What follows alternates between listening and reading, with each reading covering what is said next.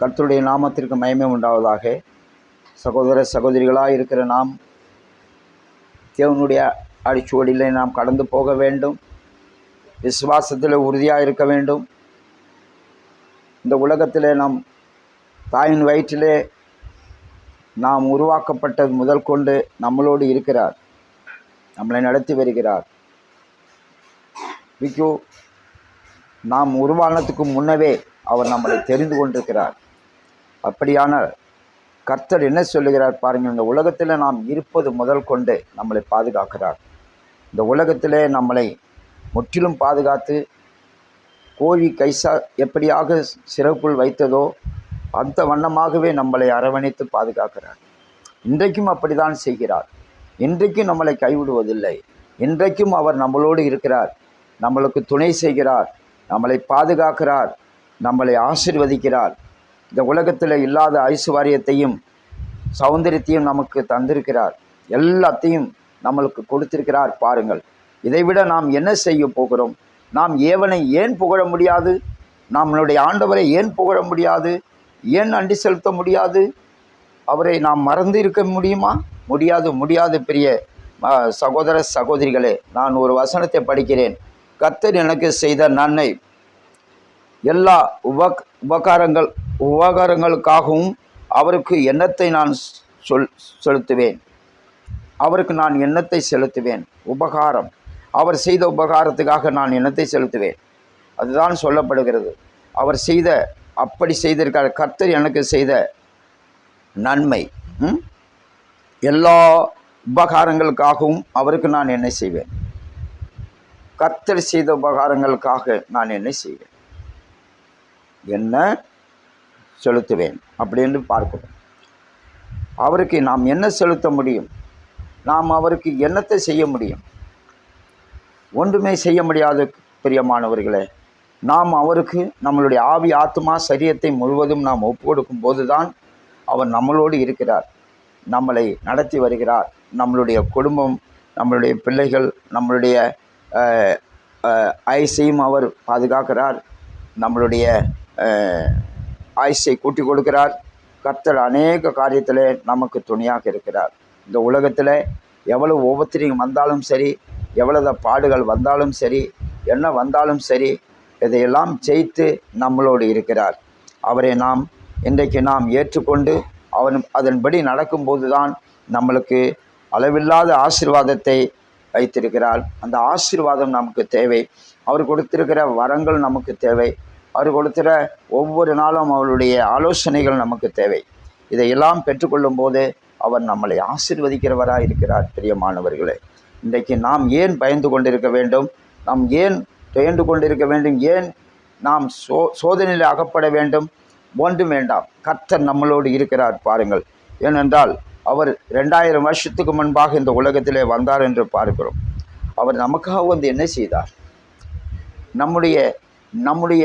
நம்மளுடைய மீறுதலுக்காக, நம்மளுடைய பாடுகளுக்காக, நம்மளுடைய உபத்திரியங்களுக்காக, நம்ம செய்கிற அக்கிரமம் அநியாயங்கள் அநேகமாக பெருகியிருந்த போது கூட நம்மளை பாதுகாத்து நம்மளை இன்று வரைக்கும் நடத்தி வருகிறார். பாருங்கள், நம்முடைய பாவங்களுக்காக அவர் தன்னைத்தானே அவர் அடிக்கப்பட்டு இரத்தம் சிந்திருக்கிறார். நம்ம மீறுதலுக்காக அவர் என்ன செய்தார்? நம்மளுடைய மீறுதல், நம்மளுடைய எல்லா காரியத்திற்காகவும் சிலுவையில் தொங்கப்பட்டார். பாருங்கள், இப்படியே தான் நாம் பார்க்கிறோம்.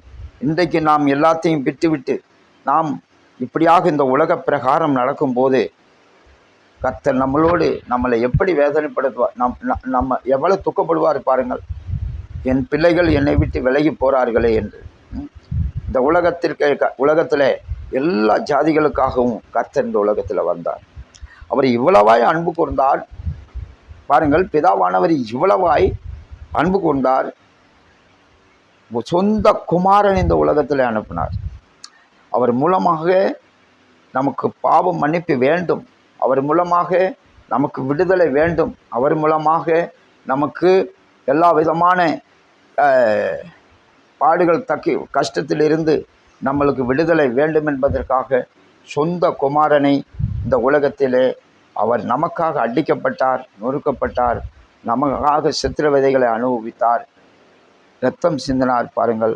அவர் நமக்காகவே மரித்தார், இன்றைக்கும் உயிரோடு இருக்கிறார் பாருங்கள். இந்த உலகத்தில் எந்த விதமான நாமத்தை எடுத்தாலும் அது நமக்கு பொருந்தாது. ஏனென்றால் ஆண்டவருக்கு பொருந்தாது பாருங்கள். ஆண்டவர் அப்படிப்பட்ட தேவன். இந்த உலகத்துக்கு கிறிஸ்தவர்களுக்கு மாத்திரமல்ல இயேசு கிறிஸ்து, இந்த உலகத்திற்கே எல்லா ஜாதி மதங்களுக்காக இயேசு கிறிஸ்து அவர்தான் உலக இரட்சகர்.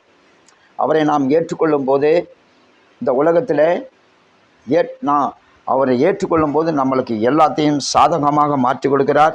நம்மளுடைய பாடுகள், துக்கங்கள், பலவிதமான பாவங்கள் நாம் செய்திருக்கிறோம், பலவிதமான வியாதிகள் நம்மளை தாக்கி கொண்டிருக்கிறது. இதையெல்லாம் இருந்து மாற்றுவார். நாளுதான் கர்த்தர் சொன்னார், அவர் அடிக்கப்பட்டதினாலே அவருடைய தழும்புகளால் நாம் குணமடைந்து கொண்டிருக்கிறோம். அவர் அடிக்கப்பட்டதினாலே நம்மளுடைய வியாதிகள் எல்லாம் சுகமடைந்திருக்கிறது. நம்மளுடைய வியாதிகள் எல்லாம் விலகி போய் கொண்டிருக்கிறது. நம்மளுடைய வியாதிகள் எல்லாம் சுகமாக்கி விட்டார். ஏன்? அவர் அடிக்கப்பட்டார். அவர் அடிக்கப்பட்டதினாலே அந்த தழும்புகளால் நாம் குணமாகி கொண்டிருக்கிறோம். பிரியமானவர்களே, இன்னைக்கு நமக்காக அடிக்கப்பட்டது யார்?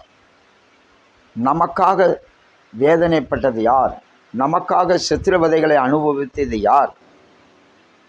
அவர் இயேசு கிறிஸ்து ஒருவரே. அவர்தான் நம்மளுடைய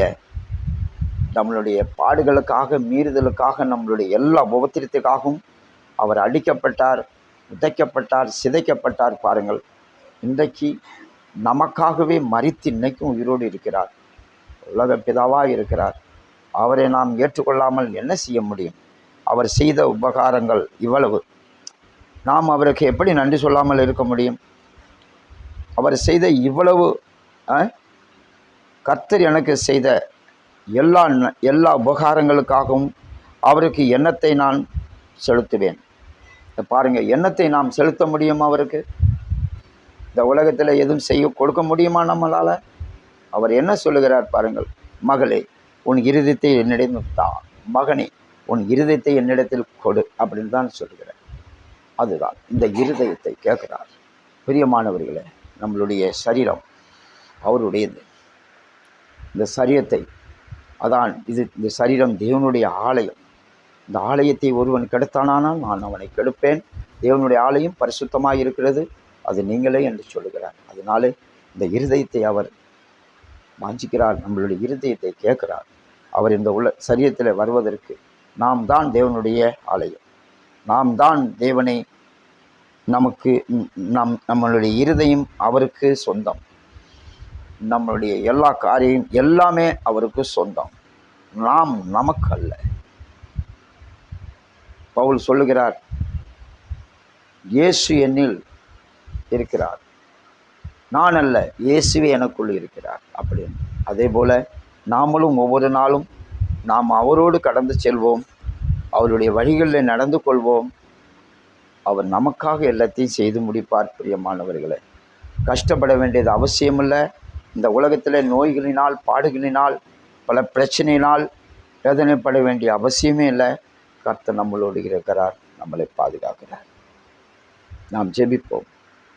கர்த்தாவே, ஸ்தோத்திரிக்கிறோம் அப்பா. பிதாவே, இந்த நாட்களிலும் உம்முடைய நாமத்தை மகிமைப்படுத்துகிற எந்த ஸ்தானத்திலும் நான் வந்து விடுவேன் என்று சொல்லியிருக்கிறேன்.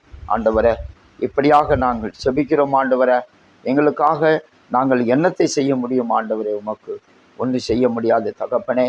எங்கள் ஆவி, ஆத்மா, சரீரம் முழுவதும் உமக்கே அர்ப்பணிக்கிறோம். ஆண்டவரே, நீங்கள் நடத்தும் எங்களை இந்த உலகத்திலே ஆண்டவரே பொல்லாத சத்துருடைய கையில் அகப்படாதபடி எங்களை பாதுகாத்து கொள்ளும். நீங்கள் கோழித்தன் சிறகுள் வைத்த வண்ணமாகவே எங்களை பாதுகாத்து கொள்ளும், நடத்தும், எங்களை வழிநடத்தும், எங்களை பாதுகாத்து கொள்ளும். தெரியாத காரியங்களை எங்களுக்கு சொல்லித் தருவீராகப்பா. நாங்கள் அதன்படி நடக்க நாங்கள் தீர்மானித்து கொள்வோம். எங்களை நடத்தி செல்லும், எங்களை வழி நடத்தும். ஆசீர்வதி. துதிகன மகிமை உமக்கே செலுத்துகிறோம். இயேசு கிறிஸ்து விலையேறப்பட்ட நாமத்தில் பிதாவே, ஆமென். இந்த சத்தியத்தை கேட்டவர்கள் பெற்று பலனடைங்கள். கர்த்தருடைய வருகை ரொம்ப சீக்கிரமாக இருக்குது. நாம் அதை ஏற்றுக்கொண்டு திருவசனத்தை நாம் பற்றி கொண்டிருப்போம். கர்த்தர் உங்களை ஆசீர்வதிப்பாராக. God bless you. ஆமென்.